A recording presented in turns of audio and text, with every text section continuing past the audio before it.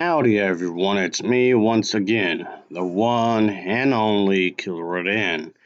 And today I'm going to be reviewing another animated movie, folks. Well, it's something I've been doing anyway, come to think about it. I've reviewed animated features for quite some time, like for ages.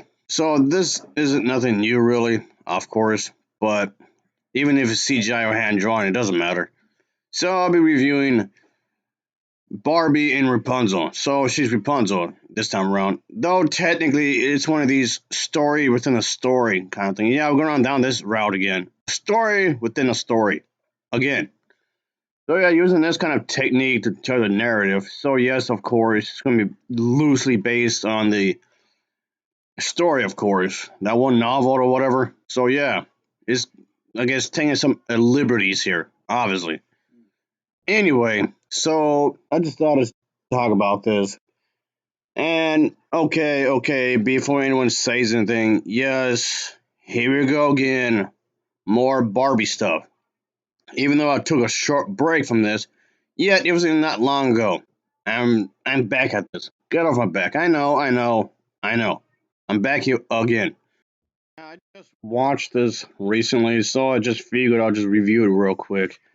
This movie made it onto DVD and VHS tape on October 1st of 2002, later making its TV appearance premiere on Nickelodeon on November 22nd of the same year. So, yeah, there you go. Let's talk about the story, shall we? So, yeah, like I was saying, folks, a moment ago, is that this story is being told within the story because Barbie herself is telling her sister about Rapunzel. And before I get too much ahead of myself, yes, this has no connection to the other movie where she actually has sisters in that movie too. But I guess in this one it's just one sister, I suppose. Anyway, like that's not confusing at all. Anyway, but like I was saying, yeah, this was to basically make a remark on the younger sister, the little one, because she's feeling insecure about her painting abilities. Therefore, let's just insert the Rapunzel story here, obviously. Rapunzel is this young woman with long hair, of course, who lives as a servant to this wicked witch. This wicked witch claims she has saved Rapunzel from this abandoned. Yeah, she quote unquote saved Rapunzel. And we all know that's just a flat out lie right there. Anyway, but like I was saying, and insists that she wants to be nice, I guess, because she saved her as a child. Anyway, so basically, typically, at least in the story here, Rapunzel's hobby is basically painting pictures of places she like to go some place. So the Wicked Witch has, of course, has plans of her own, obviously, and Rapunzel's only friends this young dragon and this little rabbit as well. So yeah, she has a few animal friends, of course, kind of like one of these princess movies, and that's what basically this is. And yeah, it's a princess themed type movie, of course. So we get to see that one day Rapunzel and her friends had inadvertently opened a secret passage where Rapunzel herself finds this silver hairbrush thing has been engraved with this message from her parents. Well, that's kind of convenient, don't you think? I'm marrying their love, pretty much. This basically leads Rapunzel to question the Wicked Witch's story. So yeah, this just seems like something ain't quite right. Yeah, we all know what's going to happen here. We all know how this plays out, and this is pretty much trying to like our own spin on the story here. That even though it's a familiar story, but it's of course something we've seen quite a few times before in other animated stuff. It's a direct-to-video animated feature, and yes, it shows the animation itself isn't quite on par on some of the other animated features I've reviewed already from this character. But the animation is decent enough that I guess it'll do. I suppose the characters have personalities, obviously, And yes, of course, the colors themselves are pretty vibrant.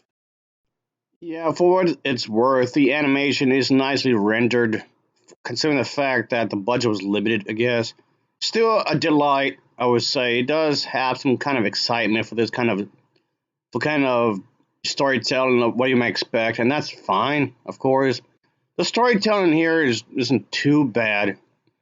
And of course, like I was saying, the characters themselves are pretty quirky on their own, and they are brought to life through this kind of story. And of course, the voice talent isn't too bad either.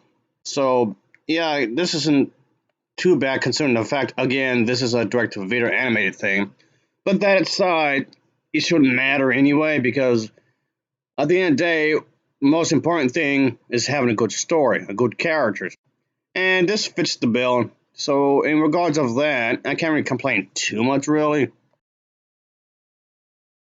Yeah, the thing is that they do surprisingly put in a good amount of detail, a good amount of attention to the story and the animation and the characters overall. I mean, yes, obviously they're gonna use the typical Barbie stuff and blend it into story, obviously, of course. But yeah, and that's the thing. They're trying to have you believe that these characters are characters. I mean, yes, of course, it's not exactly trying to make you forget that it's animated. Obviously, it's clearly anime. It's not trying to make you forget about that. But what matters is, of course, the story itself. Also, some amount of detail within the character designs and the whole entire adventure that the characters must go through. Yeah, that's definitely is what the film is trying to succeed in. There's a good amount of color, so it does what it's supposed to. So there's no real complaints for me, of course. And the overall idea here, the music, of course, isn't too bad, obviously. So yes, of course, we're gonna have a villain again. That's a woman, of course, and our main character is a woman. Yeah, we have that going on again, of course. Anyway, so I'll give this an overall rating of a 7.0 out of 10. It gets a 7.0 out of 10 from me. And of course, as always, thanks for watching and take care. Till next time, see you.